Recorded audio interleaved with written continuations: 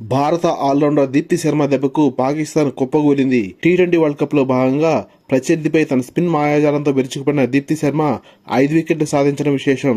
England వేదికగా భారత మహిళా జట్టు తన మొదటి మ్యాచ్ లో పాకిస్తాన్ తో తలపడింది. టాస్ గెలిచి మొదటి బ్యాటింగ్ ఆరంభించిన భారత జట్టు షఫాలి వర్మ మరియు జమీమా రోడ్రిగ్స్ వికెట్లను త్వరగా కోల్పోవడంతో పాక్ శిబిరంలో కొంత ఉత్సాహం నిండింది.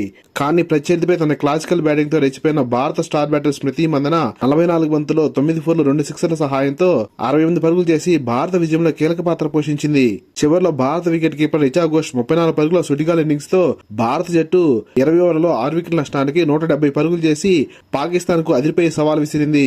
భారత్ లాంటి బలమైన జట్టుపై కష్టసాధ్యమైన 171 పరుగుల లక్ష్యంతో బరిలోకి పాకిస్తాన్ జట్టు దూకుడుగా తన బ్యాటింగ్ ఆరంభించింది. ఇండియన్ కెప్టెన్ హర్మన్ప్రీత్ కౌర్ తెలివిగా వ్యవహరిస్తూ ఇన్నింగ్స్ 5వ ఓవర్లోనే స్పిన్నర్ దీప్తి శర్మను బరిలో దించింది. ఆరంభంలోనే వికెట్ల వేట మొదలుపెట్టిన దీప్తి శర్మ పాకిస్తాన్ బ్యాటర్స్ కు చుక్కలు చూపించింది.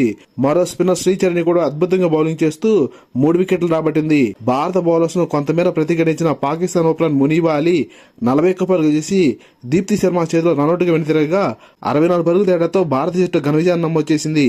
4 ఓవర్లలో కేవలం 10 పరుగులే ఇచ్చి 5 వికెట్లు పడగొట్టడంతో పాటు కీలకమైన రనౌట్ చేసిన Deepti Sharma player of the match గా ఎన్నికైంది. లేటెస్ట్ క్రికెట్ అప్డేట్స్ కోసం ఈ వీడియోని లైక్ చేసి ఛానల్ సబ్స్క్రైబ్ చేసి ఆశిస్తున్నాం. Thank you for watching.